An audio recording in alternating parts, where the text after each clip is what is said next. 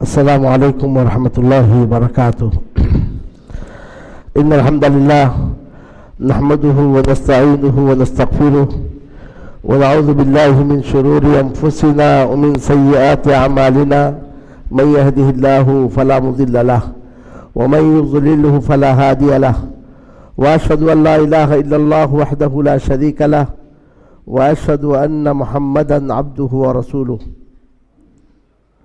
أما بعد، فإن خير الحديث كتاب الله، وخير الهدي هدي محمد صلى الله عليه وسلم، وشر الأمور محدثاتها، وكل محدثة بدعة، وكل بدعة ضلالة، وكل ضلالة في النار. حمد و تعریف اور شکر و احسان اللہ رب العالمین کے لیے ہے، جس کے فضل و کرم اور توفیق سے آج ہم یہاں شہری جمعیت اہل حدیث سکندرآباد و حیدرآباد کے مرکز میں ایک علمی دورہ کے لیے حاضر ہیں۔ اللہ رب العالمین سے میری دعا ہے کہ جن مقاصد کے تحت اس دورہ کا انعقاد عمل میں آیا ہے، اللہ عز و جل ان مقاصد میں ہمیں کامیابی عطا فرمائے، آمین رب العالمین، اور ہماری اس حاضری کو ہمارے میزان حسنات میں شامل فرمائے۔ آج کا یہ پروگرام دورہ علمیہ ہے اور اس کا عنوان ہے حدیث کی شرعی حیثیت یا کہ حدیث کی تشریعی حیثیت۔ شرعی ہو یا تشریعی ہو، اس کے معنی ہوتے ہیں آئینی اور قانونی حیثیت، کہ دین میں حدیث کی آئینی اور قانونی حیثیت کیا ہے۔ اس موضوع پر آج کا یہ دورہ ہونے جا رہا ہے۔ دورہ شروع کرنے سے پہلے میں بتاتا چلوں کہ اس موضوع کا براہ راست فتنہ انکار حدیث سے تعلق ہے، لیکن آج کے اس دورہ میں ہم اس فتنے کے تعلق سے کچھ کہے بغیر اپنے موضوع کو مکمل کریں گے۔ اللہ عز و جل نے چاہا تو قریب یا بعید میں فتنہ انکار حدیث پر ایک مستقل دورہ قائم کیا جائے گا انشاءاللہ عز و جل۔ اور آج کے اس دورہ میں یہ کہ اس موضوع کے متعلق کل اس موضوع کو 4 حصوں میں تقسیم کیا گیا ہے۔ پہلا حصہ یہ ہے کہ دین اسلام کا ماخذ کیا ہے، دوسرا حصہ یہ ہے حدیث کسے کہتے ہیں، اور تیسرا حصہ یہ ہے کہ حدیث کا مقام و مرتبہ کیا ہے، اور چوتھا ہمارا موضوع ہے کہ حدیث کی تشریعی اور آئینی حیثیت کیا ہے۔ گرچہ آخری فقرے سے ہمارے موضوع کا تعلق ہے، لیکن آپ یہ دیکھیں گے کہ ان تینوں فقرات کا تعلق اصل موضوع ہی سے ہے۔ اور یہ بھی آپ جان لیں کہ درس اور تدریس کا مسئلہ اخذ و عطا کا مسئلہ ہے، لینے اور دینے کا مسئلہ ہے۔ افادہ اور استفادہ اسی وقت مکمل ہوگا جب کہنے والے سننے والے دونوں ایک جگہ حاضر ہوں۔ ایسا نہ ہو کہ آپ یہاں بیٹھے تو ہیں لیکن آپ کا دل و دماغ غائب ہے، جس کو کہتے ہیں واحد حاضر جمع غائب۔ اگر ایسی بات ہو تو افادہ اور استفادہ نہیں ہو سکتا ہے۔ اور اسی کے ساتھ یہ بھی کہتا چلوں کہ ممکن ہے دوران دورہ آپ سے پوچھا بھی جائے تو اس میں بھی آپ کو حصہ لینا پڑے گا۔ تو اس طریقے سے اس انداز سے اگر ہم چلیں گے تو اس دورہ کو انشاءاللہ ہم کامیاب بنا سکتے ہیں۔ آئیے سب سے پہلے ہم اول نقطے کی جانب چلیں کہ دین اسلام کا ماخذ کیا ہے۔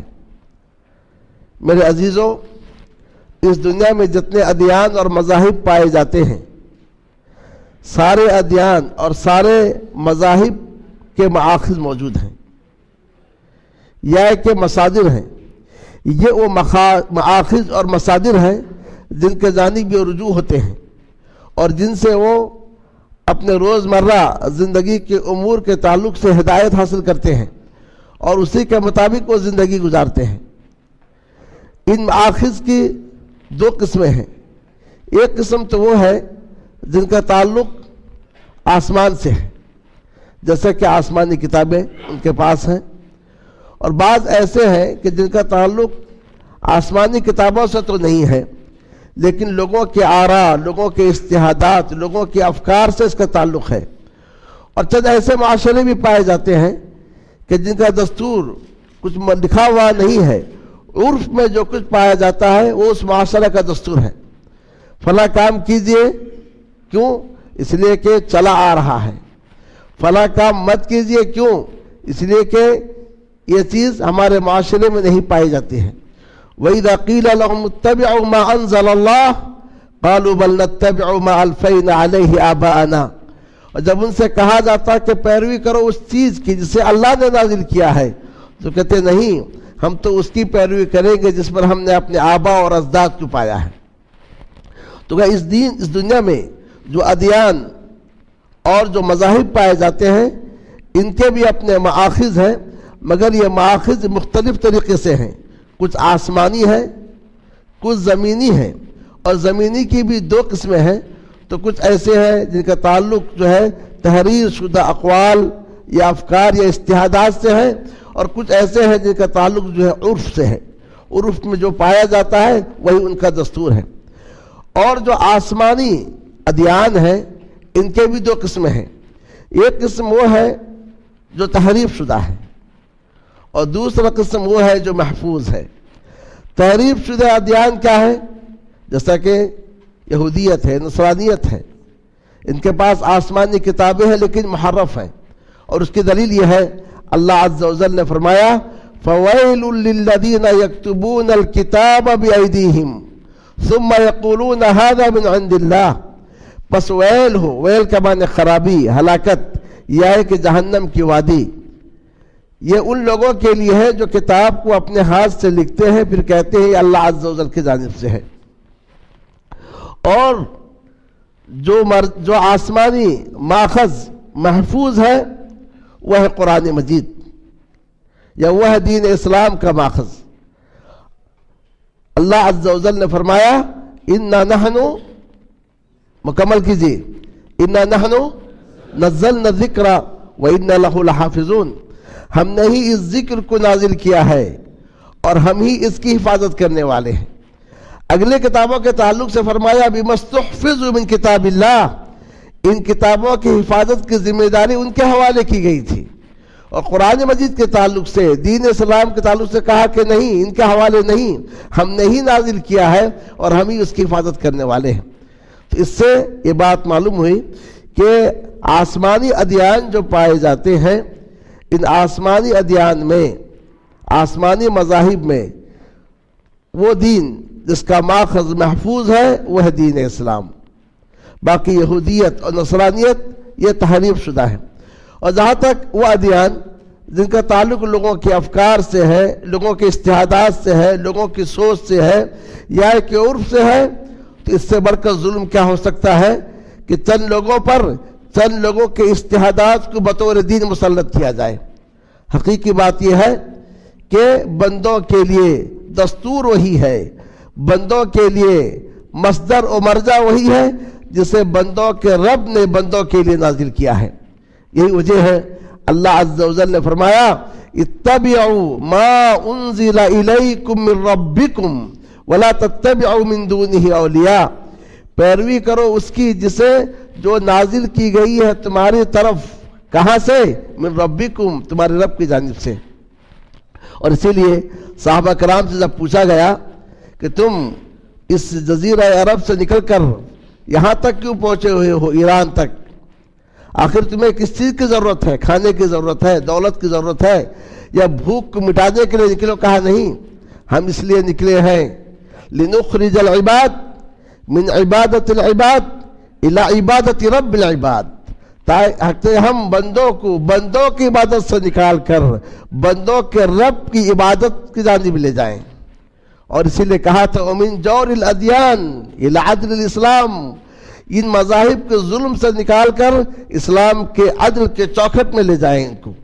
تو گویا اس سے معلوم ہوا سب سے بڑا ظلم یہ ہے کہ لوگوں پر اپنے رائے کو آپ مسلط کریں، اپنے افکار کو، اپنے اجتہادات کو مسلط کریں کہ یہ تمہارے لیے دین ہے، اور سب سے بڑا عدل یہ ہے لوگوں کو وہ دین پہنچائے جو دین کے ان کے رب کے ان کے خالق کی جانب سے ہے۔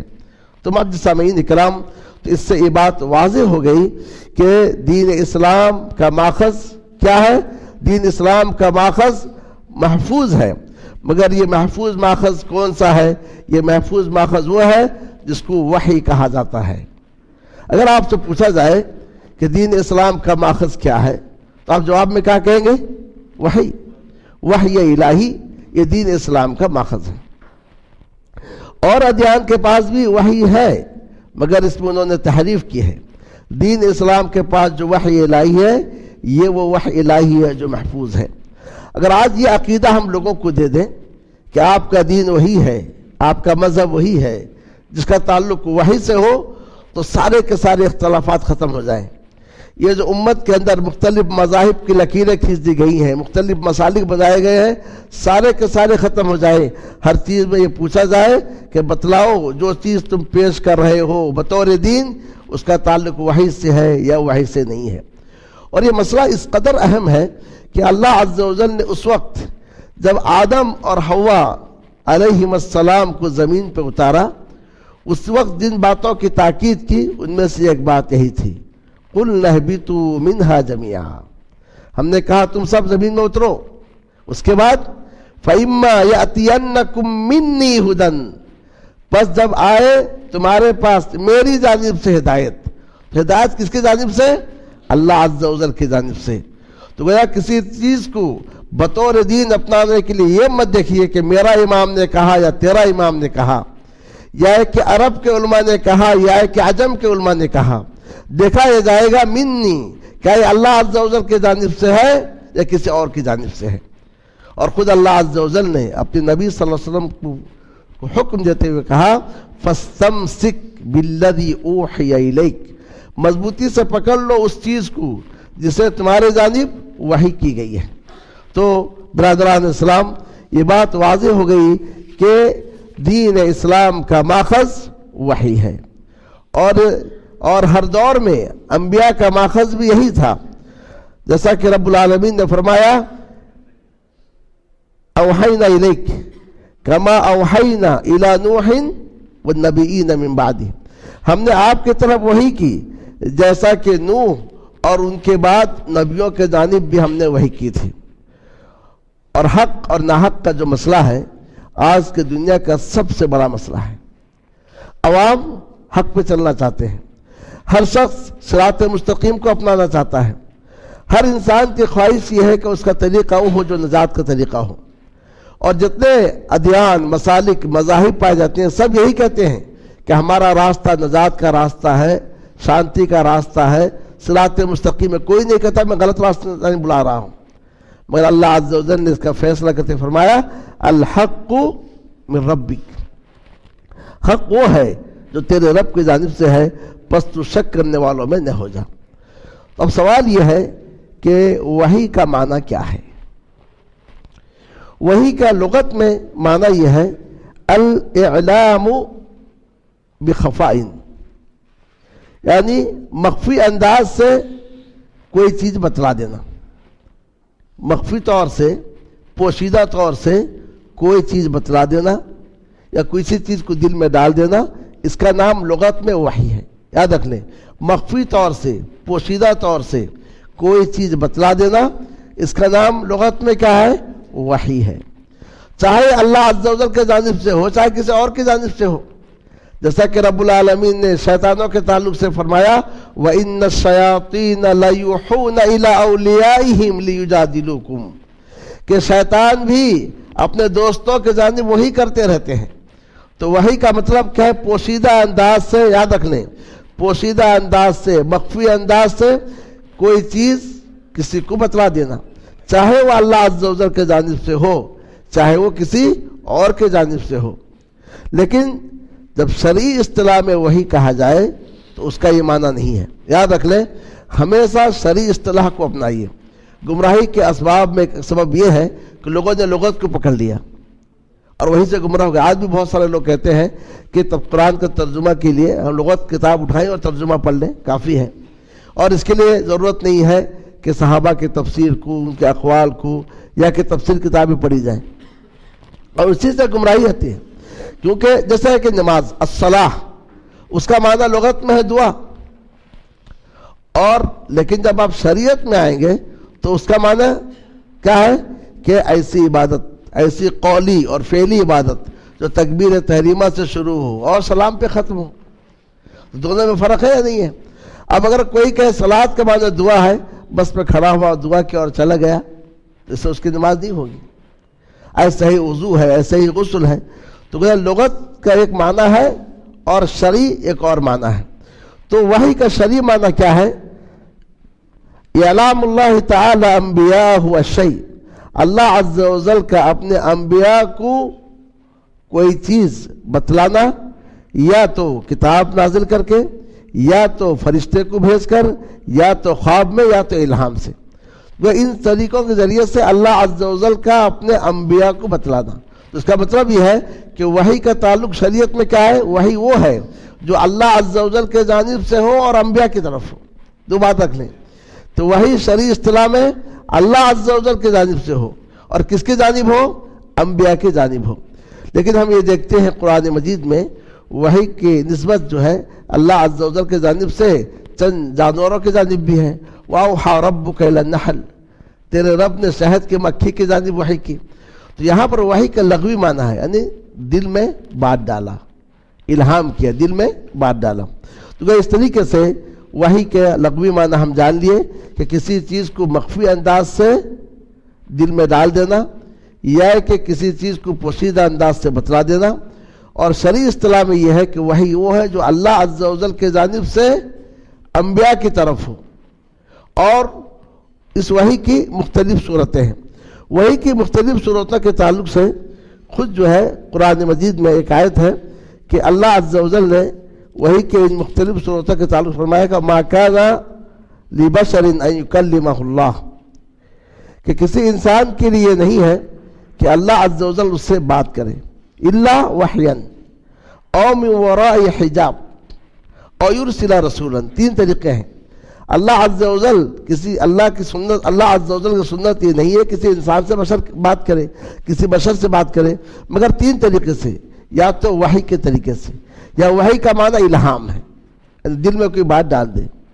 دوسرا یہ ہے کسی حجاب کے آڑ سے, پردے کے آڑ سے.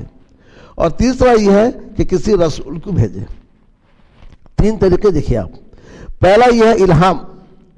الہام میں کی دو صورتیں ہیں, ایک خواب میں الہام ہو, دوسرا جاگتے ہوئے الہام ہو. اس لیے کہا جاتا ہے کہ انبیاء کے خواب وحی ہوتے ہیں, انبیاء کے خواب سچے ہوتے ہیں. ابراہیم علیہ السلام نے خواب میں دیکھا اپنے بیٹے کو ذبح کر رہے ہیں اور اس کام کو نافذ کرنے کے لیے آگے بڑھے. تو گویا اور نبی کریم صلی اللہ علیہ وسلم کو نبی بنانے سے پہلے جو ہے سچے خواب نظر آتے تھے. تو کہ انبیاء کے خواب وحی ہوتے ہیں. تو کہ الہام کی دو صورتیں ہوئیں, ایک الہام جو نیند میں ہو یعنی خواب, دوسرا الہام کیا ہے جو جاگتے ہو. اب اس کے بعد تیسری صورت کیا ہے؟ او من وراء حجاب, یا کسی آڑ کے پیچھے سے. جیسا کہ موسیٰ علیہ السلام طور گئے تھے, اللہ عز و جل سے بات ہوئی مگر دیکھا نہیں, ایک آڑ کے پیچھے سے. خود اللہ کے نبی صلی اللہ علیہ وسلم معراج کے موقع پر اوپر گئے, اللہ عز و جل سے بات ہوئی مگر کیا ہے؟ ایک آڑ کے پیچھے سے. تو یہ تین صورتیں ہو گئی. چوتھی صورت یہ ہے یا تو کسی رسول کو یعنی فرشتے کو بھیجے, فرشتے کو بھیجے, جو چوتھی صورت ہے. اس چوتھی صورت کی کئی شکلیں ہیں. ایک یہ ہے فرشتے کو بھیجے اصلی شکل میں, فرشتے کو بھیجے اصلی شکل میں. اللہ کے نبی صلی اللہ علیہ وسلم نے جبرائیل کو 2 بار اصلی شکل میں دیکھا تھا, اور آپ نے کہا ایک بار ایسا میں نے دیکھا کہ افق پورا چھا گیا, لگتا ہے کہ 600 پر تھے ان کے لیے. تو گیا اصلی شکل میں آئے فرشتہ. دوسری صورت یہ ہے کہ فرشتہ کسی انسانی شکل میں آئے. تو جبرائیل علیہ السلام کس صحابی کے شکل میں آتے تھے کسی کو معلوم ہے؟ دہیۃ القلبی کے شکل میں آتے تھے. تو بہت سارے احادیث میں یہ ہے, جیسا کہ حدیث جبرائیل میں ہے, ایک عام انسان کے شکل میں آئے, نہ وہ مقیم لگ رہا تھا نہ وہ مسافر لگ رہا تھا. اور تیسری شکل یہ ہے فرشتے کے آنے کی کہ فرشتہ نظر تو نہیں آئے, لیکن گھنٹیوں کی آواز آئے، اور وحی کی یہ شکل اللہ کے نبی صلی اللہ علیہ وسلم پر بہت گرا گزرتی تھی، حتیٰ کہ سخت سردی میں بھی آپ کی پیشانی پر پسینے چھوٹتے تھے، جیسا کہ صحیح بخاری کی حدیث میں ہے کہ اللہ کے نبی صلی اللہ علیہ وسلم نے فرمایا کہ آپ سے پوچھا گیا کیف یاتیک الوحی، آپ کے پاس وحی کیسے آتی ہے؟ تو آپ نے فرمایا احیانا یاتینی مثل صلصلۃ الجرس، کبھی کبھی گھنٹیوں کے بجنے کی آواز کے طریقے سے وحی میرے پاس آتی ہے، وَهُوَ أَشَدُّهُ عَلَيَّ، اور یہ وحی مجھ پر سخت زیادہ گرا گزرتی تھی، اور جب وحی رک جاتی تھی تو پھر میں ساری باتیں یاد کر لیتا تھا جو اس نے کہا۔ اور دوسری روایت میں ہے، اسی روایت کے آخر میں ہے، ام المومنین عائشہ رضی اللہ عنہا فرمایا کہ وَلَقَدْ رَأَيْتُهُ يَنزِلُ عَلَيْهِ الْوَحْيِ، کہ میں نے آپ کو دیکھا کہ آپ پر وحی نازل ہوتی ہے سخت سردی میں بھی، اور جب وحی رک جائے تو آپ کی پیشانی سے پسینے چھوٹنے لگتے تھے۔ تو کتنے شکلیں ہوئی؟ یاد رکھیں، الہام خواب میں، الہام جاگتے ہوئے، پردے کے آڑ سے، فرشتہ اپنے اصلی شکل میں، فرشتہ انسانی شکل میں، فرشتہ نظر نہیں آئے لیکن گھنٹیوں کی آواز آئے۔ تو اس طریقے سے کیا ہے، یہ 6 شکلیں ہوئیں، اور ان کے علاوہ بھی جو ہے اور بھی شکلیں ہیں۔ تو جیسا کہ کبھی ایسا ہوتا ہے کہ نبی کریم صلی اللہ علیہ وسلم پر وحی آتی ہے تو ایسے آواز آتی تھی جیسا کہ شہد کی مکھی کی بھنبھناہٹ کی آواز کے طریقے سے بھی جو ہے وحی آتی تھی۔ تو اس طریقے سے معلوم ہوا کہ وحی کی یہ بہت ساری شکلیں ہیں، لیکن سوال یہ ہے کہ قرآن مجید کا جو نزول ہوا ان شکلوں میں سے کس شکل میں ہوا؟ کوئی جواب دے سکتے ہیں؟ پیچھے سے اگر جواب ہے تو اچھی بات ہے کہ وحی کی ان ساری شکلوں میں قرآن مجید کا جو نزول ہوا کس شکل میں ہوا ہے؟ فرشتے کی شکل میں ہوا ہے، جیسا کہ دلیل یہ ہے۔ اور فرشتے کون تھے؟ وہ جبرائیل السلام، اور اس کی دلیل یہ ہے اللہ عز و جل نے فرمایا قُلْ مَنْ كَانَ عَدُوًّا لِجِبْرِيلَ فَإِنَّهُ نَزَّلَهُ عَلَىٰ قَلْبِكَ بِإِذْنِ اللَّهِ، کہ جو جبرائیل کا دشمن ہے اس لیے کہ اس نے نازل کیا قرآن کو آپ کے دل پر اللہ کے حکم سے۔ تو گویا اس سے معلوم ہوا کہ جبرائیل علیہ السلام قرآن مجید لے کر آتے تھے، اور دوسرے کہ اللہ عز و جل نے فرمایا وَإِنَّهُ لَتَنزِيلُ رَبِّ الْعَالَمِينَ نزل به الروح الامین علی قلبک لتکون من المنذرین بلسان عربی مبین، بے شک یہ قرآن رب العالمین کی جانب سے نازل کردہ ہے، جسے لے کر نازل کون ہوئے؟ روح الامین آپ کے دل پر، تاکہ آپ ڈرانے والے ہو جائیں، اور یہ ایسی زبان میں ہے جو فصیح عربی زبان ہے۔ تو اس سے بات معلوم ہوئی۔ اب میں آپ سے سوال کرنے والا ہوں۔ سوال یہ ہے، ہم نے وحی کی 6-7 قسمیں پڑھ لی، بعض علماء نے اس کو 8 قسمیں بتلائی ہیں، تو ہم نے یہ قسمیں پڑھ لی، جان لی۔ تو ان قسموں میں سے صرف ایک ہی قسم ہے کہ جبرائیل امین کے ذریعے سے قرآن مجید کو نازل کیا گیا۔ سوال ہے کہ جو وحی کی دوسرے قسمیں ہیں وہ کہاں گئیں؟ تو اس سے یہ بات معلوم ہے، اب اپنے موضوع کو ہم آگے، تو اس سے یہ بات معلوم ہوئی کہ حدیث کا تعلق بھی کس سے ہے؟ وحی سے ہے۔ سمجھ گئے بات؟ تو حدیث کا تعلق کس سے ہے؟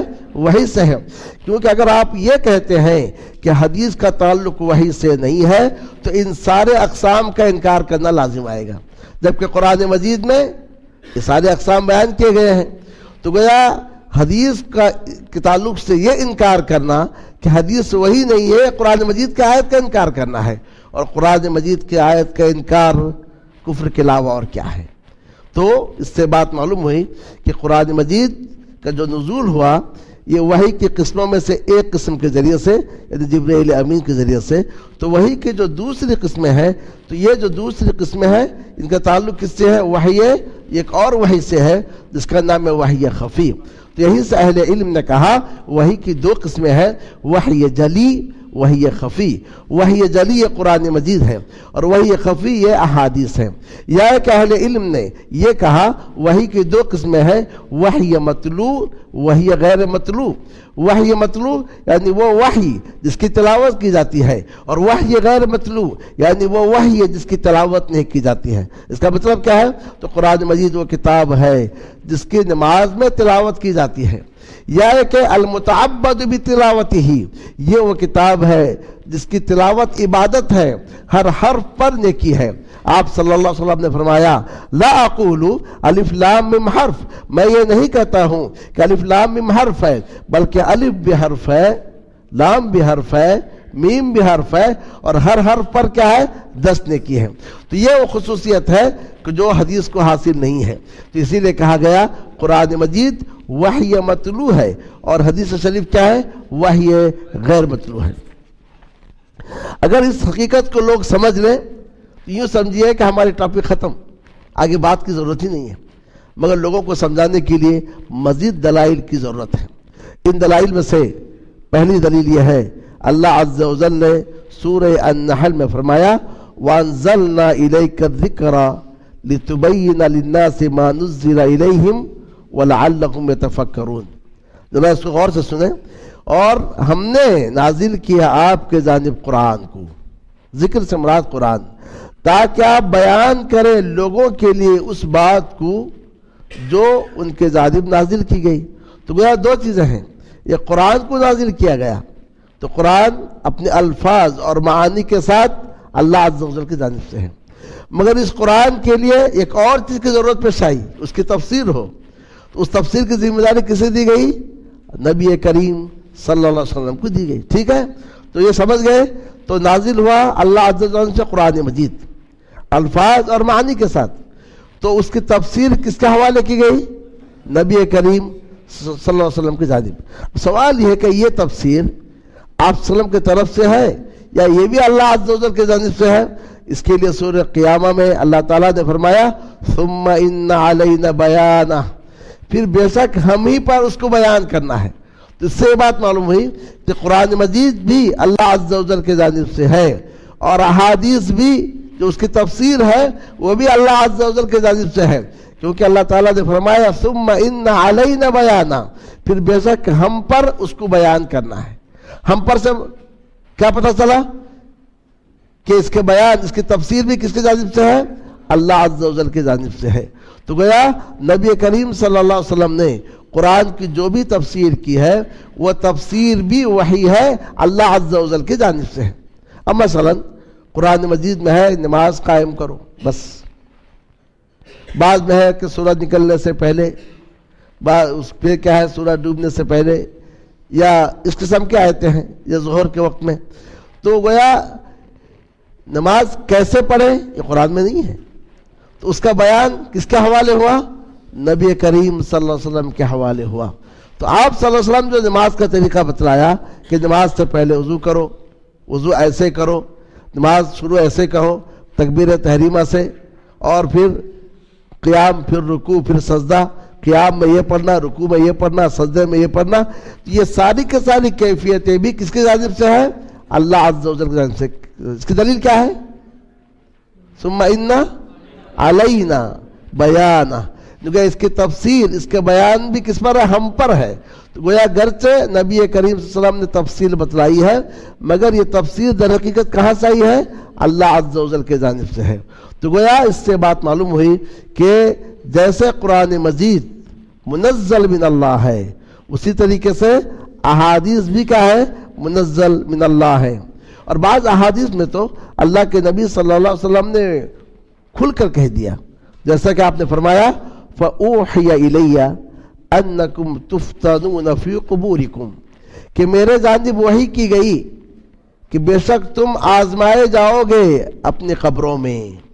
تو آپ نے اشارہ بھی کر دیا، واضح بھی کر دیا کہ میرے جانب وحی کی گئی، اس کا مطلب آپ جو باتیں کرتے ہیں یہ آپ کی جانب وحی کی جاتی ہے۔ اور اس جگہ آپ صلی اللہ علیہ وسلم نے فرمایا ان اللہ اوحی الیہ، بے شک اللہ نے میری جانب وحی کی ان تواضعوا، کہ تم تواضع اختیار کرو، یہاں تک کہ کوئی کسی پر فخر نہ کرے اور کوئی کسی پر ظلم و زیادتی نہ کرے۔ اور اس جگہ آپ نے فرمایا، سے بخاری کی روایت ہے وَإِنَّمَا كَانَ الَّذِي أُوتِيتُ وَحْيًا أَوْحَى اللَّهُ إِلَيَّ، کہ جو میں دیا گیا ہوں یہ بھی ایک وحی ہے جسے اللہ نے میرے جانب وحی کی ہے۔ تو ان صراحتوں سے بھی یہ بات واضح ہو گئی کہ حدیث شریف یہ بھی در حقیقت کیا ہے؟ وحی ہے، مگر وحی اور وحی میں فرق ہے۔ وحی مطلوع، وحی غیر مطلوع یا کہ وحی جلی اور وحی خفی۔ اور اسی کے ساتھ وہ واقعہ بھی آپ کو یاد ہوگا کہ ایک صحابی تھے عبداللہ ابن عمر ابن العاص، جو اللہ کے رسول صلی اللہ علیہ وسلم کی ہر بات کو لکھ لیتے تھے۔ بعض لوگوں نے کہا کہ تم اللہ کے رسول صلی اللہ علیہ وسلم کی ہر بات لکھ لیتے ہو، جبکہ آپ بشر ہیں، کبھی خوش ہوتے ہیں تو کبھی رنجیدہ ہوتے ہیں، کبھی غصے کی حالت میں ہوتے ہیں تو کبھی کسی اور حالت میں ہوتے ہیں۔ انسان خوش ہو کر کچھ کہہ دیتا ہے، غصے میں کچھ کہہ دیتا ہے، تو ہر بات تم کیوں لکھتے ہو؟ تو ان کو بھی احساس ہوا، اللہ کے نبی صلی اللہ علیہ وسلم کے پاس پہنچے اور کہا کہ ماجرا یہ ہے، میں آپ کی ہر بات لکھ دیتا ہوں اور لوگ مجھ سے اس قسم کی باتیں کرتے ہیں۔ تو آپ صلی اللہ علیہ وسلم نے اس کے جواب میں اکتب فوالذی نفسی بیدی، قسم اس ذات کی جس کے ہاتھ میں میری جان ہے، لا یخرج من فی الا حقا، میری زبان سے حق کے علاوہ کوئی بات نکلتی ہی نہیں ہے۔ اور قرآن مجید نے اسی کے تائید میں کہا وما ينطق عن الهوى، یہ وہ نبی ہے جو خواہشات سے بات نہیں کرتا ہے، ان هو الا وحی یوحی، وہ تو ایک وحی ہے جو اس کے جانب وحی کی جاتی ہے۔ انہی نصوص کو سامنے رکھتے ہوئے مشہور تابعی حسان ابن عطیہ نے کہا کان جبریل ينزل على رسول اللہ صلی اللہ علیہ وسلم بالسنہ كما ينزل عليه بالقرآن ويعلمه إياه كما يعلمه القرآن، کہ جبرائیل علیہ السلام رسول اللہ صلی اللہ علیہ وسلم پر سنت کو لے کر بھی نازل ہوتے تھے، جیسا کہ آپ ان پر قرآن کو لے کر نازل ہوتے تھے، اور انہیں سکھاتے تھے جیسا کہ قرآن کو سکھاتے تھے۔ تو یہاں تک یہ بات واضح ہو گئی کہ دین اسلام کا ماخذ وحی الہی ہے، اور یہ وحی الہی دو حصوں میں منقسم ہے، ایک وحی جلی یا وحی مطلوع، اور دوسرا کیا ہے؟ وحی خفی یا کہ وحی غیر مطلوع۔ اب میں یہ چاہ رہا تھا کہ بورڈ میں تو یہ نہیں کہ ایک آیت لکھوں میں، اس سے آپ مسئلہ استنباط کریں کہ حدیث بھی وحی ہے۔ یا اگر کسی کو آیت ہے، میں آیت پڑھتا سنیے، وَمَا جَعَلْنَا الْقِبْلَةَ الَّتِي كُنْتَ عَلَيْهَا إِلَّا لِنَعْلَمَ مَنْ يَتَّبِعُ الرَّسُولَ مِمَّنْ يَنْقَلِبُ عَلَىٰ عَقِبَيْهِ، اور ہم نے نہیں بنایا اس قبلے کو جس پر تم تھے مگر تاکہ ہم جان لیں کون رسول کی اتباع کرتا ہے اس سے جو اپنے ایڑیوں کے بل پلٹ جاتا ہے۔ واقعہ پہلے سن لیں۔ واقعہ یہ ہے کہ اللہ کے نبی صلی اللہ علیہ وسلم جب تک مکہ مکرمہ میں تھے تو اس طرح سے نماز پڑھتے تھے کہ کعبہ بھی آپ کے سامنے آ جائے، اور بیت المقدس کی طرف رخ کر کے نماز پڑھتے تھے، اور بیچ میں کعبہ بھی آ جاتا تھا۔ لیکن جب مدینہ طیبہ پہنچے تو ہوا یہ کہ اگر قبلہ کے جانب رخ کرتے ہیں بیت المقدس کے جانب تو کعبہ پیچھے ہو رہا ہے، اور اگر کعبہ کے جانب رخ کر رہے ہیں تو قبلہ جو بیت المقدس ہے وہ پیچھے ہو جا رہا ہے۔ تو گرچہ آپ بیت المقدس کی طرف رخ کر کے 17-16 ماہ تک نماز پڑھے، لیکن آپ کی بڑی خواہش رہی کہ قبلہ بدل جائے اور کعبے کے جانب آپ رخ کر کے نماز پڑھیں۔ کبھی کبھی تو آپ اپنی نظروں کو اوپر اٹھاتا، اب وہی نازل ہو رہی ہے، شاید جبرائیل آ رہے ہیں۔ تو قرآن مجید نے اس کے جانب اشارہ کرتے ہوئے کہا وَمَا جَعَلْنَا الْقِبْلَةَ الَّتِي كُنْتَ عَلَيْهَا، اور ہم نے نہیں بنایا اس قبلے کو جس پر آپ تھے، یعنی بیت المقدس کو۔ بیت المقدس کو جو ہم نے پہلے قبلہ بنایا تھا، پھر اس کو ہٹا کر جو ہم کعبے کو قبلہ بنائے تاکہ ہم جان لیں کون رسول کی اتباع کرتا ہے اور کون رسول کی اتباع نہیں کرتا ہے۔ تو اس سے یہ بات معلوم ہوتی ہے کہ حدیث بھی وحی ہے۔ کیسے؟ کوئی واضح کر سکتے ہیں اس آیت سے؟ قرآن مجید تو آپ پڑھے ہوں گے، ترجمہ بھی آپ پڑھے ہوں گے، کہ قرآن مجید کی کسی آیت میں یہ ہے کہ بیت المقدس کو قبلہ بنایا گیا؟ نہیں ہے۔ فَوَلِّ وَجْهَكَ شَطْرَ الْمَسْجِدِ الْحَرَامِ، مگر بیت المقدس کو جو قبلہ بنایا گیا یہ کسی آیت میں نہیں ہے۔ تو نبی کریم صلی اللہ علیہ وسلم مکے میں جو نماز پڑھے اور مدینے میں آ کر جو 16-17 ماہ تک نماز پڑھے بیت المقدس کے جانب، تو یہ حکم کس کا تھا؟ تو اللہ عز و جل فرمایا کہ وما جعلنا، نہیں بنایا ہم نے، تو حکم کس کا تھا؟ اللہ تعالیٰ کا تھا. جب یہ اللہ عز و جل کا حکم تھا تو قرآن میں کیوں نہیں ہے؟ قرآن میں نہیں ہے. تو اس کا مطلب یہ حکم وحی جلی نہیں، وحی خفی سے تھا. تو گویا اس سے یہ بات معلوم ہوئی کہ اللہ عز و جل کا یہ حکم تھا کہ بیت المقدس کی جانب رخ کر کے نماز پڑھو، مگر یہ حکم قرآن مجید میں نہیں ہے. تو اس کا مطلب یہ ہے کہ وحی صرف قرآن مجید نہیں ہے، قرآن مجید کے علاوہ بھی ایک وحی ہے، اور وہ کیا ہے؟ حدیث شریف. اور اسی طریقے سے اور بھی آیت سورہ بقرہ کی آیت ہے، وَمَا جَعَلْنَا الْقِبْلَةَ الَّتِي كُنْتَ عَلَيْهَا إِلَّا لِنَعْلَمَ مَن يَتَّبِعُ الرَّسُولَ مِمَّن يَنقَلِبُ عَلَىٰ عَقِبَيْهِ، دوسرے پارہ کی دوسری آیت ہے. اور اسی طریقے سے ایک اور جگہ وحد کے موقع پر آپ کو معلوم ہے مسلمانوں کو کیسے مشقتوں کا سامنا کرنا پڑا کہ ہاری ہوئی جیت کو کھو بیٹھے تھے اور اس میں بڑی تکلیفیں ہوئی مسلمانوں کی.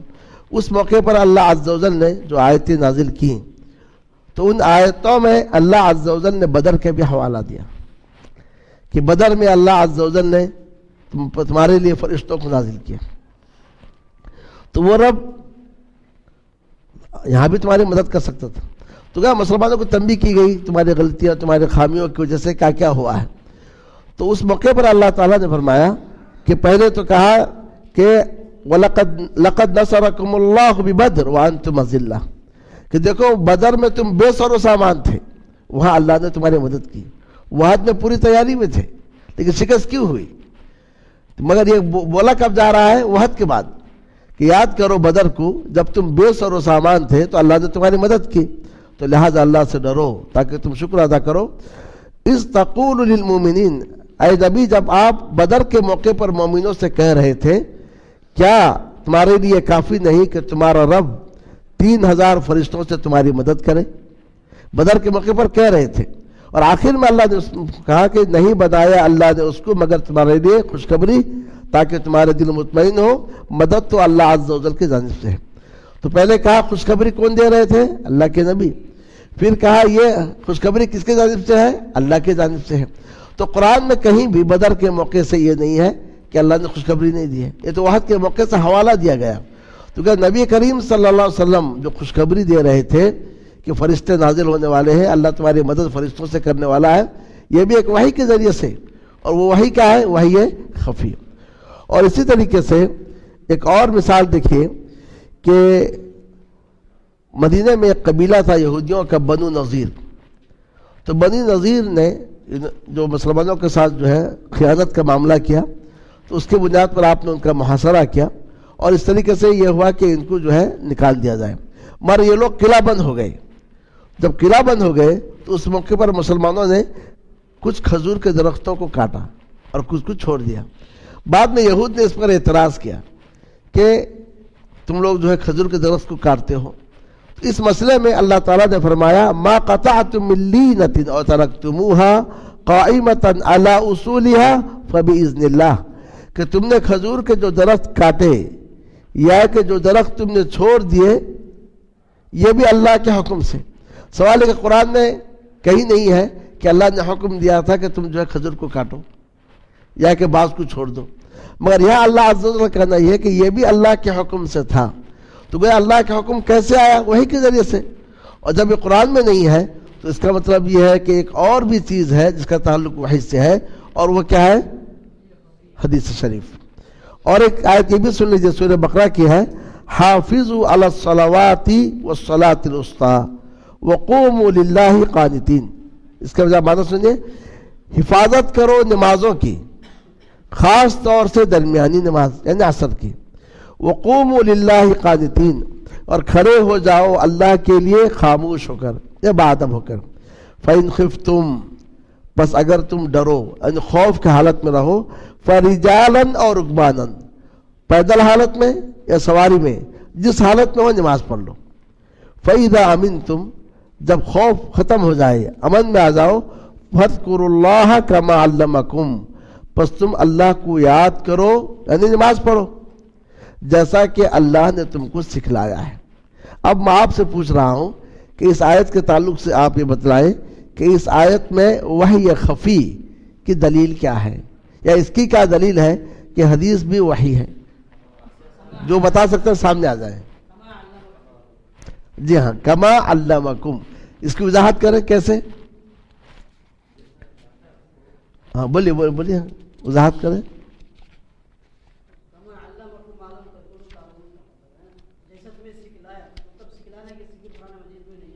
ہاں ہاں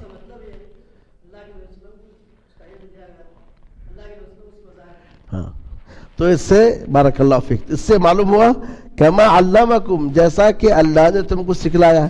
قرآن مجید میں کہیں بھی نماز کا طریقہ بیان نہیں کیا گیا ہے. تو اس سے یہ معلوم ہوا کہ اللہ کے نبی صلی اللہ علیہ وسلم نے نماز کا جو طریقہ بتلایا ہے، جو طریقہ سکھلایا ہے، یہ سب کس کی جانب سے ہے؟ اللہ عز و جل کی جانب سے ہے. اور اسی طریقے سے تو ان باتوں، اگر اس کو مانا نہ جائے کہ حدیث وحی نہیں ہے تو گویا ان ساری باتوں کا انکار لازم آتا ہے. تو اس سے بات معلوم ہے کہ وحی، حدیث بھی کیا ہے؟ وحی ہے. بلکہ اس ضمن ایک اور آیت بھی ہے کہ بدر کے موقع پر اللہ جب مسلمان گئے لڑائی کے لیے، گئے تھے کہ قافلہ کا راستہ روک دیں، مگر مکہ والوں کو جب معلوم ہوا تو ایک بڑے لشکر کے ساتھ ابو جہل جو ہے 1000 افراد کے ساتھ جو ہے لڑائی کے لیے آیا. قافلہ تو بچ گیا. تو اللہ عز و جل نے فرمایا وَإِذْ يَعِدُكُمُ اللَّهُ إِحْدَى الطَّائِفَتَيْنِ أَنَّهَا لَكُمْ، یاد کرو اس وقت کو جب کہ اللہ تم سے وعدہ کر رہا تھا کہ دو گروہ میں ایک تمہارے لیے ہے، یعنی یا تو قافلہ تمہیں ملے گا یا پھر اس لشکر جرار سے تمہاری ملاقات ہوگی، کوئی ایک ہے. جبکہ یہ آیت وحد کے موقع پہ نازل ہوئی ہے تو گویا یہ وعدہ تم سے کر رہا تھا اللہ، جبکہ نبی کریم صلی اللہ علیہ وسلم نے بتلایا ہے. تو اس کا مطلب یہ ہے کہ نبی کریم صلی اللہ علیہ وسلم نے بات جو بتلائی ہے یہ ایک وحی کے ذریعے سے جو اللہ عز و جل کے جانب سے نازل ہوئی تھی. تو یہی سے پہلا فقرہ ختم ہو گیا. تو پہلا فقرہ سے بات معلوم میں جو باتیں تھیں وہ یہ ہے کہ دین اسلام کا ماخذ کیا ہے، اور اسی کے ضمن میں ہم یہ پڑھ لیے کہ وحی کا لغوی معنی کیا ہے، وحی کا شرعی معنی کیا ہے، وحی کی قسمیں کیا ہے، وحی مطلوع کیا ہے، اور وحی غیر مطلوع کیا ہے. بات واضح ہو گئی. اب اس کے بعد ہم دوسرے اس میں آتے ہیں. دوسرا یہ ہے کہ حدیث کسے کہتے ہیں. یہاں تک بات واضح ہو گئی کہ وحی کی دو قسمیں ہیں. ایک وہ وحی ہے جس کو وحی جلی اور دوسرے کو وحی خفی کہتے ہیں. اور وحی جلی قرآن مجید ہے تو وحی خفی کیا ہے؟ حدیث ہے. اور جب حدیث وحی خفی ہے تو سوال یہ کہ حدیث کسے کہتے ہیں؟ حدیث کی تعریف کیا ہے؟ کوئی بتا سکتے ہیں؟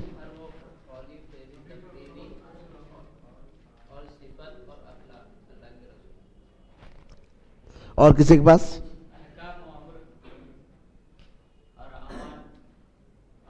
کس کے؟ اچھا جی.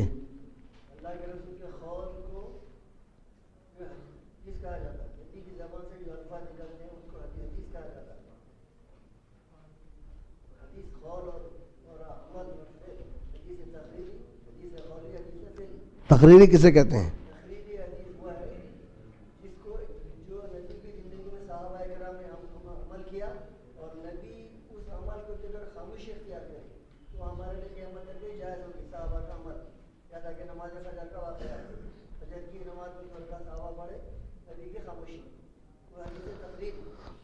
تو جزاک اللہ خیر. تو اس کا معلوم ہوا کہ حدیث کسے کہتے ہیں.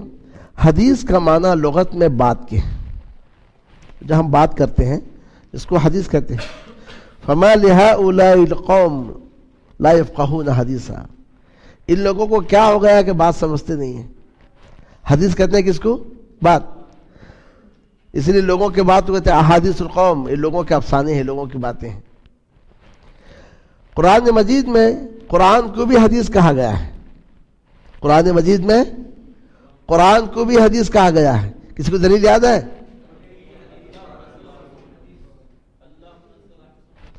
اللہ نزل احسن الحدیث، اللہ عز و جل نے سب سے اچھی بات کو نازل کیا ہے. لعلک باخع نفسک علی آثارہم ان لم یؤمنوا بہذا الحدیث اسفا. ایسا لگ رہا ہے اگر یہ لوگ ایمان نہ لائے تو آئے نبی آپ اپنے آپ کو ہلاک میں ڈال دیں گے اگر یہ لوگ اس حدیث پر، یعنی اس بات پر ایمان نہ لائیں. اور قرآن مجید میں اللہ کے نبی صلی اللہ علیہ وسلم کی بات کو بھی حدیث کہا گیا ہے. اس کی دلیل کسی کو یاد ہے؟ وَإِذْ أَسَرَّ النَّبِيُّ إِلَى بَعْضِ أَزْوَاجِهِ حَدِيثًا، جب نبی نے اپنے بعض بیویوں سے کوئی بات پوشیدہ انداز سے کہی. تو گویا حدیث عام بات کو بھی کہیں گے، حدیث اللہ کے کلام کو بھی کہیں گے، حدیث نبی کریم صلی اللہ علیہ وسلم کی بات کو بھی کہیں گے. سمجھ گیا؟ اب اصطلاح میں حدیث کی تعریف کیا ہے؟ اصطلاح میں حدیث کی تعریف یہ ہے: آپ صلی اللہ علیہ وسلم کا قول، آپ صلی اللہ علیہ وسلم کا فعل.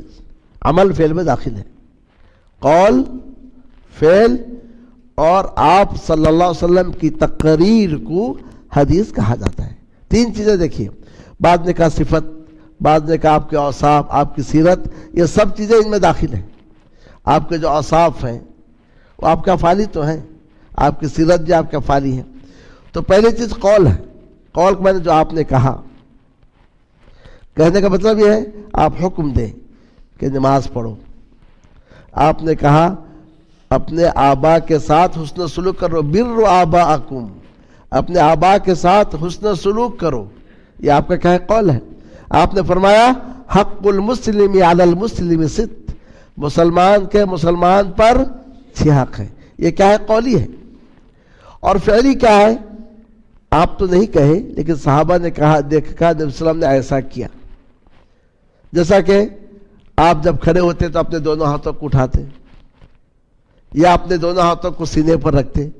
آپ نے کہا نہیں کہ سینے پر رکھو، مگر صحابہ نے دیکھ کر کہا کہ آپ جب نماز میں ہوتے تو اپنے دونوں ہاتھوں کو بائیں پہ دائیں کو بائیں پر رکھ کے سینے پر رکھتے. ایسے ہی آپ رکوع میں ایسے کرتے، یا ہے کہ آپ رکوع کے بعد اٹھ کر رفع یدین کرتے. تو اس قسم کی جو، یا ہے کہ آپ ولا الضالین کے بعد آپ آمین کہتے. یہ ساری چیزیں کیا ہے؟ فعلی ہے. تو گیا یہ کہ قولی، اور دوسری چیز کیا ہے؟ فعلی. تیسری چیز تقریری، جیسا کہ انہوں نے ابھی تشریح کی. تقریر کا مطلب یہ ہے کہ آپ صلی اللہ علیہ وسلم کے پاس یا کہ آپ کی موجودگی میں کوئی کام ہوا ہو، کسی صحابی نے کوئی کام کیا اور آپ اس سے خوش ہو گئے، بہت اچھا تم نے کیا. یہ بھی تقریری کام کسی صحابی نے کیا یا بات کسی صحابی نے کہی. صحابی کا قول اور فعل پر آپ نے کہا بہت اچھا، آپ نے اس کی تصدیق کی، تو یہ بھی شریعت بن گئی. کیونکہ غلط بات پر آپ تصدیق نہیں کر سکتے. یا کہ آپ نے دیکھا تو صحیح لیکن آپ نے ناپسندیدگی کا اظہار نہیں کیا، خاموش ہو گئے. کیونکہ اب سوال یہ ہوتا ہے کہ آپ خاموش ہو گئے تو خاموش ہونے پر یہ کیسے معلوم ہوا کہ یہ آپ کو پسند ہے؟ کیونکہ ہم بھی بہت ساری باتوں پر خاموش ہوتے ہیں، وہ چیز ہمیں پسند نہیں ہوتی ہے. مگر ہم میں اور رسول میں فرق ہے کہ رسول کی ذمہ داری ہے تبلیغ. اگر وہ چیز ناپسند ہے تو آپ کو اظہار کرنا ہے. تو جب آپ نے اظہار نہیں کیا اپنی ناپسندیدگی کا، اس کا مطلب وہ چیز کیا ہے؟ جائز ہے، وہ چیز شریعت میں ہے. تو گیا آپ صلی اللہ علیہ وسلم کی موجودگی میں یا آپ کے پاس یا آپ ہی کے دور میں مدینہ طیبہ میں کوئی کام ہو اور آپ اس پر پسندیدگی کا اظہار کریں، یا کہ آپ خاموش بھی ہو گئے اور اس پر آپ نے انکار نہیں کیا، اس کو بولتے تقریر. تقریر کا مطلب ہے کہ آپ نے اس کی تصدیق کی. تقریر کا مطلب یہ ہے کہ آپ نے اس کو تصدیق کی کہ یہ چیز صحیح ہے کر کے. تو گیا حدیث کا دائرہ ان تینوں چیزوں کے اطراف ہے. ایک یہ ہے کہ آپ صلی اللہ علیہ وسلم کا قول، دوسرا یہ ہے کہ آپ صلی اللہ علیہ وسلم کا فعل، اور تیسری چیز کیا ہے؟ آپ صلی اللہ علیہ وسلم کی تقریر. تقریر کا مطلب کسی نے کچھ کہا یا کہ کسی نے کچھ کیا اور آپ صلی اللہ علیہ وسلم اس پر خاموش رہے، یا کہ آپ نے اس پر پسندیدگی کا اظہار کیا. یہ ساری کی ساری چیزیں کیا ہے؟ حدیث میں داخل ہیں. قول اس لیے کہ یہ منصب نبوت ہے کہ آپ جو وحی ہو اس کو آپ پہنچائیں. فعل بھی حدیث ہے. کیوں؟ اس لیے کہ آپ صلی اللہ علیہ وسلم کوئی ایسا کام نہیں کر سکتے جو دین کے خلاف ہو، جو اللہ عز و جل کو ناپسند ہو. اور تقریر بھی اسی لیے حدیث ہے یا کہ دین ہے کیونکہ کوئی چیز غلط ہو اور آپ اس کو دیکھ کر خاموش ہو جائے، یہ ہو نہیں سکتا ہے. کیونکہ آپ کی اہم ذمہ داری کیا ہے؟ تبلیغ ہے. جب آپ کی اہم تبلیغ ہے تو ایسے صورت جب آپ خاموش ہو گئے اس کا مطلب یہ ہے کہ وہ چیز دین ہے یا کہ وہ چیز جائز ہے۔ تو یہ ہوا حدیث کے لغوی اور حدیث کے اصطلاحی معنی۔ اب حدیث کے مترادفات کیا ہیں؟ مترادفات کا مطلب کیا ہے؟ کچھ اور الفاظ ہیں جو حدیث کے ہم معنی استعمال ہوتے ہیں، جیسا کہ کتاب پڑھیں گے فی الاثر، اثر میں ہے، اثر یہ بھی حدیث کا مترادف ہے، اسی سے بہت سارے لوگ اپنے نام کے ساتھ اثر ہی لکھتے ہیں۔ اور اسی طریقے سے اثر کے ساتھ خبر، خبر بھی لفظ جو ہے، خبر عام خبر کو بولتے ہیں لیکن خبر بھی حدیث کے معنی میں استعمال ہوتا ہے۔ تو اثر ہوا اور خبر ہوا، اور ایسے ہی ایک لفظ ہے جو بہت ہی مشہور ہے، وہ ہے سنہ۔ کہتے ہیں فی الکتاب والسنتی، کتاب اور سنت میں، تو کتاب سے مراد قرآن مجید اور سنت سے مراد حدیث۔ سنت کا معنی کیا ہے؟ طریقہ، یاد رکھ لیں، سنت کا معنی کیا ہے؟ طریقہ، چاہے وہ اچھا طریقہ ہو چاہے وہ خراب طریقہ ہو۔ من سن سنتا حسنہ، جس نے اچھا طریقہ جاری کیا، ومن سن سنتا سیئہ، جس نے برا طریقہ جاری کیا۔ سنت کا مطلب طریقہ، لیکن سنت کو جب اصطلاحی معنی میں استعمال کریں گے سنت کے کئی معنی آتے ہیں۔ ایک معنی تو سنت کا وہ ہے جو بدعت کے خلاف ہے، یاد رکھ لیں، بدعت کے خلاف کہتے ہیں یہ سنت سے ہے، یہ بدعت سے ہے۔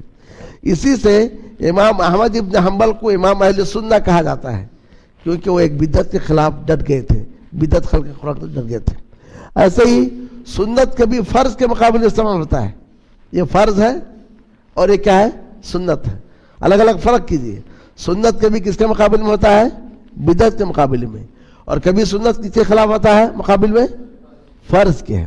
اور ایسے ہی سنت کبھی قرآن کے مقابل میں استعمال ہوتا ہے کہ یہ کتاب میں ہے اور ایک اس میں ہے سنت کے اندر ہے۔ تو سنت کا الگ الگ معنی ہر جگہ استعمال ہوتے ہیں۔ تو گویا حدیث کے مترادفات میں ایک ہے اثر اور ایک ہے خبر، اور اسی طریقے سے کیا ہے؟ سنت بھی حدیث کے مترادفات میں ہے۔ اس کے بعد چوتھا فقرہ یہ ہے کہ جب ہم یہ جان لیے کہ حدیث اللہ کے رسول صلی اللہ علیہ وسلم کے اقوال، آپ کے افعال اور آپ کی تقریرات کا نام ہے، تو سوال یہ پیدا ہوتا ہے کہ ان احادیث کی حفاظت کیسے ہوئی؟ عام طور سے جو لوگ احادیث کا انکار کرتے ہیں وہ یہ کہ دلیل یہ دیتے ہیں کہ حدیث کی حفاظت تو 30ویں صدی میں کی گئی ہے، 100 سال گزر گئے، 200 سال گزر گئے، اس کے بعد کتابیں صحیح بخاری، صحیح مسلم، یہ سب 30ویں صدی کے میں لکھی گئی ہیں، تو 3 صدی تک آخر یہ کہاں تھی؟ اس کا مطلب یہ ناقابل اعتبار ہے۔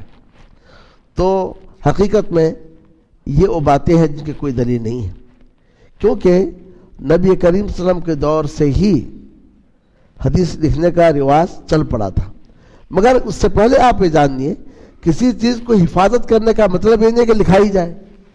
حفاظت کے مختلف طریقے ہو سکتے ہیں، صرف لکھنا ہی جو ہے حفاظت نہیں ہے۔ حفاظت کے طریقوں میں سے ایک طریقہ کیا ہے؟ یاد کر لینا۔ اب ایک شخص قرآن کو لکھنا نہیں جانتا ہے لیکن اس کو پورے قرآن یاد ہے، اب آپ کیا کہیں گے؟ اس نے قرآن کی حفاظت کی یا نہیں کی؟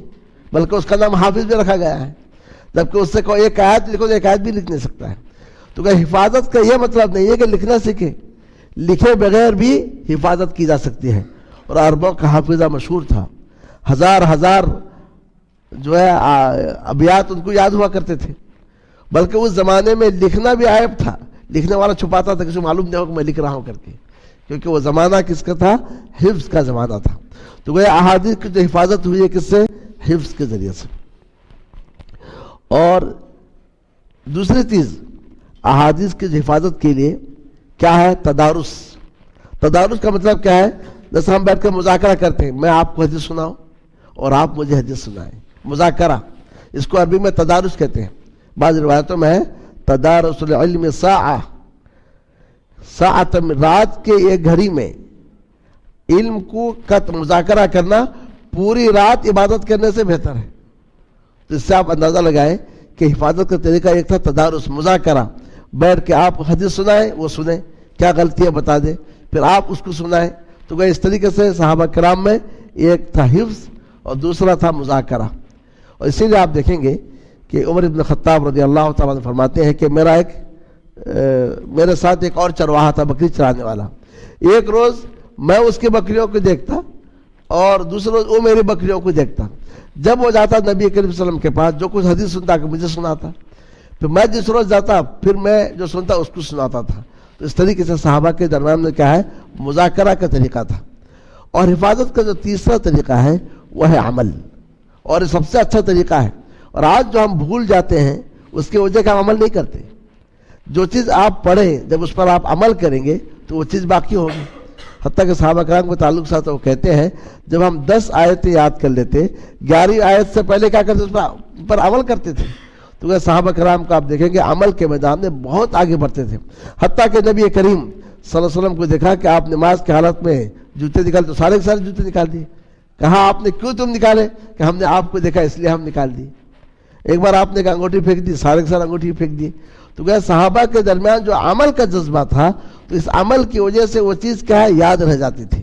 تو کسی چیز کو حفاظت کرنے کے لیے صرف کتابت ہی نہیں ہے بلکہ اس کو حفظ کر لیا جائے, یا کہ اس کا مذاکرہ ہو, ایک دوسرے کو سنائے, یا کہ اس پر عمل کیا جائے. یہ ساری چیزیں صحابہ میں تھیں.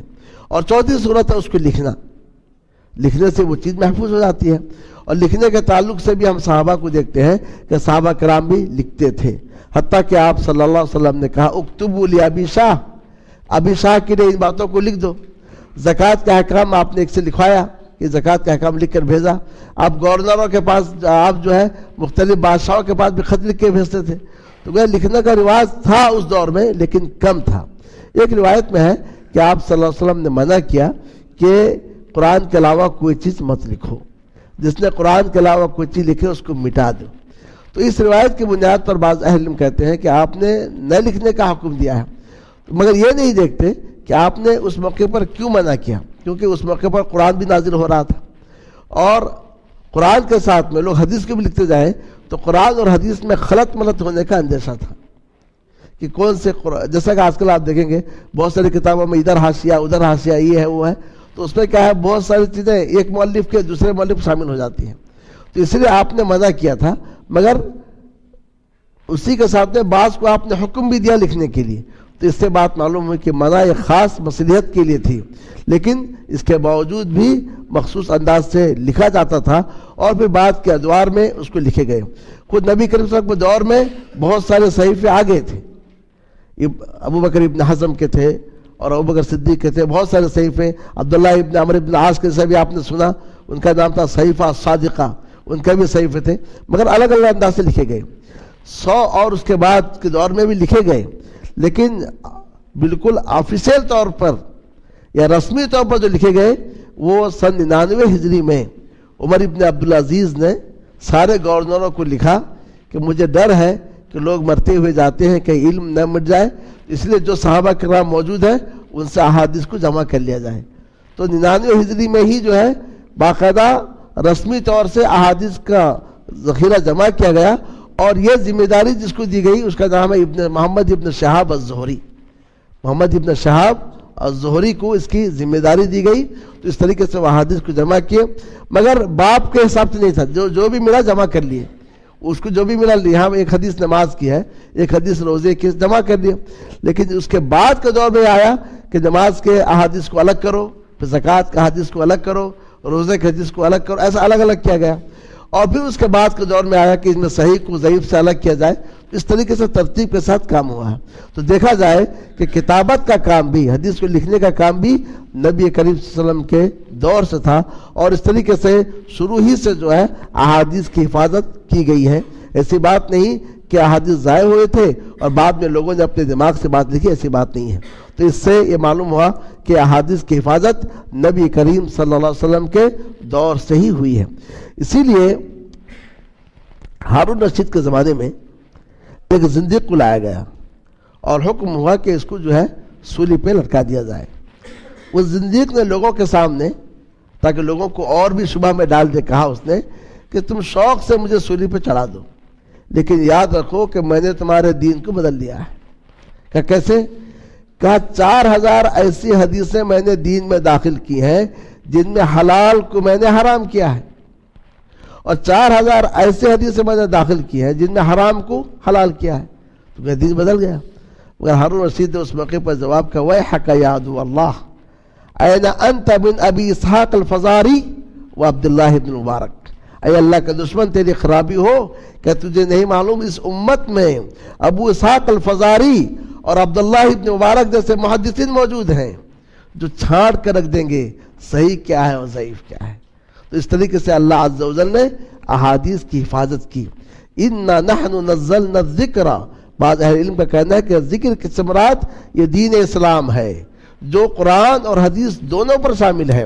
تو قرآن مجید کی حفاظت ایک طریقے سے ہوئی ہے اور احادیث کی حفاظت دوسرے طریقے سے ہوئی ہے۔ تو اس طریقے سے پورے کے پورے دین کو محفوظ کر دیا گیا ہے۔ اور اگر کوئی یہ کہتا ہے احادیث کی حفاظت نہیں ہوئی ہے تو اس کا مطلب یہ ہے قرآن بھی محفوظ نہیں ہے، کیونکہ اللہ تعالیٰ نے فرمایا کہ ہم نے ذکر کو نازل کیا، ہم اس کی حفاظت کرنے والے ہیں، اور یہ بھی کہا اِنَّ عَلَيْنَا بَيَانَ، اس قرآن کی تفسیر بھی ہم ہی پر ہے۔ تو گویا اس کا مطلب یہ ہے کہ اللہ عز و جل نے قرآن کو نازل کیا، قرآن کی تفسیر کو بھی نازل کیا، اور دونوں کی حفاظت بھی کیا ہے اللہ عز و جل نے اپنے ذمے لے لی ہے۔ اسی لیے آج آپ کسی بھی حدیث کے تعلق سے جاننا ہے صحیح ہے یا ضعیف ہے فوراً آپ جان سکتے ہیں۔ اور اصول و ضوابط جو محدثین نے وضع کیے ہیں، کسی چیز کو پرکھنے کے لیے اس سے اچھے اصول ہو ہی نہیں سکتے ہیں، بلکہ ان اصول پر جب تاریخ کو پرکھا گیا پوری کی پوری تاریخ ملاوٹ ہوگی، اس لیے کہا گیا یہ اصول صرف حدیث کے لیے ہے، تاریخ وغیرہ کے لیے نہیں ہے۔ تو یہ اتنے عمدہ اصول تھے کہ ایسے اصول اس سے بہتر اصول ہو نہیں سکتے ہیں۔ اسی لیے بعض تابعین نے کہا الاسناد من الدین، کہ سند دین سے ہے، لولا الاسناد، سند نہ ہو جو چاہے جو بات کہہ دے۔ اور اس دین کی خصوصیت ہے کہ اس دنیا میں جتنے ادیان جتنے مذاہب پائے جاتے ہیں کسی کے پاس سند کا وہ سلسلہ نہیں ہے جو کہ ہمارے پاس موجود ہے، جو کہ احادیث میں ہے۔ حتیٰ کہ فقہ کی وہ کتابیں جس میں یہ ہے کہ امام محمد نے کہا، امام زفر نے کہا، امام بہقی نے کہا، فلاں نے کہا، اس کی بھی سند نہیں ہے کہ واقعی ان کی بات ہے یا بات نہیں ہے۔ اسی لیے آج اگر آپ مکمل یقین اعتماد کے ساتھ کسی چیز کے تعلق سے کہہ سکتے ہیں کہ یہ بات نبی کریم صلی اللہ علیہ وسلم نے کہی ہے، یہ صرف حدیث کے تعلق سے ہے، فلاں نے بات کہی ہے صرف حدیث کے تعلق سے ہے، اس کے علاوہ کسی اور میں جو ہے یہ چیز آپ کو نظر نہیں آئے گی۔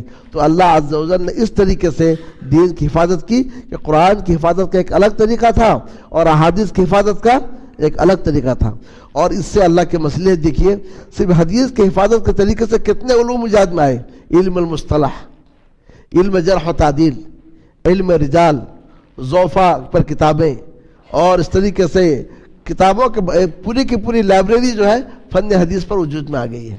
تو ایسا بابرکت علم کسی اور مذہب میں نہیں دیکھا گیا ہے۔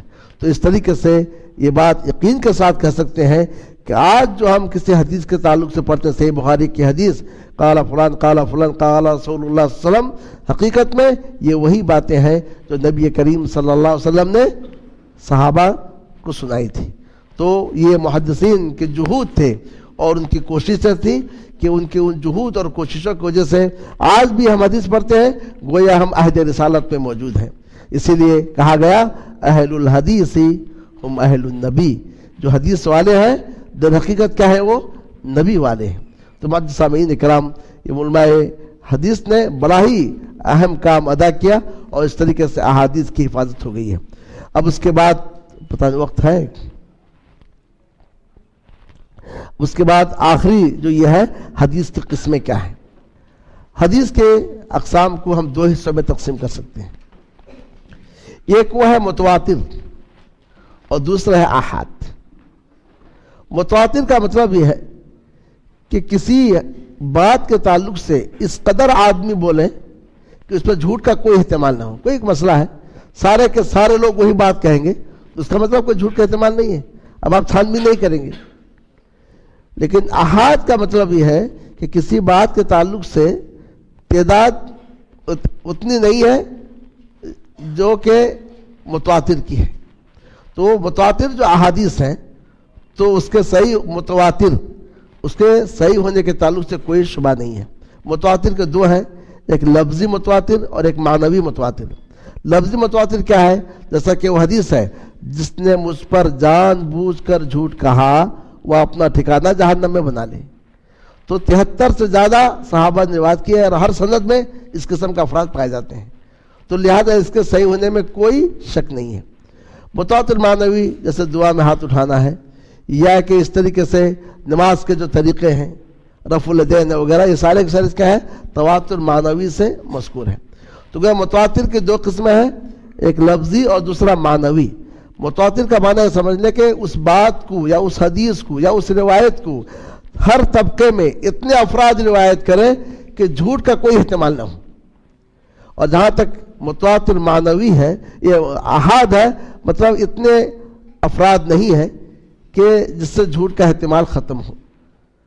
تو جو متواتر جو احاد ہے، احاد کی تین قسمیں کی ہیں، ایک مشہور، دوسرا عزیز، تیسرا غریب۔ مشہور یہ ہے کہ جس کے سند میں 3 سے کم نہ ہو۔ عزیز یہ ہے جس میں سند کے ہر طبقے میں 2 راوی ہوں، اور غریب یہ ہے جس میں 1 ہو۔ لیکن احاد کو 2 حصوں میں تقسیم کیا گیا چونکہ اس میں جھوٹ کا احتمال ہے۔ بعض حدیث سے وہ ہے جو مقبول ہے، بعض حدیث سے وہ ہے جو مردود ہے۔ یہ جو ضعیف کی بات کہی جاتی ہے، ضعیف حدیث ہے، اس کا تعلق احاد سے ہے، متواتر سے نہیں ہے، کہ متواتر میں کوئی شک نہیں ہے۔ احاد میں ایک مقبول ہے، دوسرا کیا ہے؟ مردود ہے۔ تو مقبول حدیث کسے کہیں گے؟ تو مقبول حدیث وہ ہے کہ جس کے سند میں اتصال ہو۔ اتصال کا مطلب کیا ہے؟ کہ امام بخاری نے جس سے سنا، وہ جس سے سنے، وہ اس سے سنے، ایک دوسرے سے ملاقات ہو، ایک دوسرے سے اتصال ہو، بیچ میں کوئی راوی حذف نہ ہو۔ دوسرا یہ ہے کہ سند میں جتنے راوی ہوں وہ عدل اور ضبط دونوں صفت سے متصف ہوں۔ اور تیسری چیز کیا ہے؟ اس سند میں کوئی شذوذ، کوئی علت نہیں پائی جائے۔ یہ اگر ہے تو حدیث مقبول ہے، اور یہ اگر نہیں ہے تو حدیث مردود ہے۔ پھر اس کے بعد آگے جو ہے مقبول کی قسمیں ہیں، مردود کی قسمیں اگر آپ پڑھیں گے تو اس تفاصیل سے یہ بات معلوم ہوئی۔ خلاصہ یہ ہے، حدیث رسول جس کا تعلق وحی سے ہے، یہ وحی خفی، وحی غیر مطلوع ہے، اور اس کی بھی ایسی ہی حفاظت کی گئی جس انداز سے قرآن مجید کی بھی حفاظت کی گئی ہے۔ تو لہذا حدیث شریعت کے اندر قانونی اور آئینی حیثیت رکھتی ہے، اور اسی پر ہم اکتفا کرتے ہیں، اور بقیہ انشاءاللہ ہم آئندہ گفتگو کریں گے۔ اللہ عز و جل سے میری دعا ہے کہ جو کچھ ہم نے سنا ہے، اللہ عز و جل ہمیں ان سے فائدہ اٹھانے کی توفیق عطا فرمائے۔ وصلی اللہ تعالی علی نبی کریم۔